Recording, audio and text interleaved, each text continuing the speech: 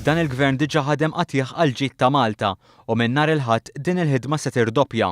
Ir-responsabilità tiegħi nerfaħħa billi wara nhar is-Sibt li ġej jekk sissa jien u sħabi tajna l-100% minn nhar il-Ħadd filgħodu ħanatu il-200% għal dan il-pajjiż. Ħanatu il-200% għal dan il-pajjiż. Il-Prim Ministru qal dan waqt li jagħmel referenza għal dawk li għadhom qed jiddubitaw jekk jivvutawx. F'ħal Qormi huwa spjega kif din il-ħidma doppja se tingħata għax filwaqt li twettqu ħafna affarijiet għad fadal ħafna iżjed xi jsir, kemm minn dak li kien imwiegħed fil-manifest u kemm fil-kultura u l-mentalità tal-pajjiż.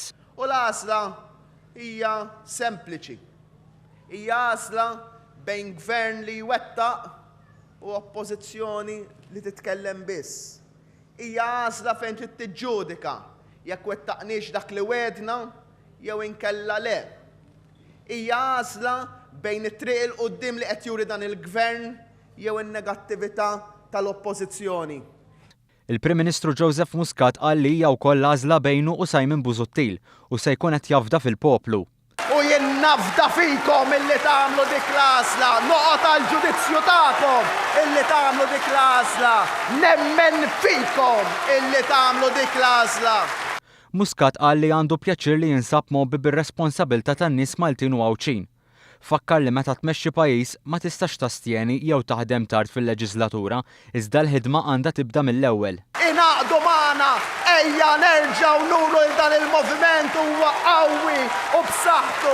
Ejjew flimkien nikkonvinċu aktar nies biex nhar is-Sibt li ġej nuru mill-ġdid lil dan il-pajjiż, nuru mill-ġdid lill-Ewropa illi verament Malta hija enerġija pożittiva.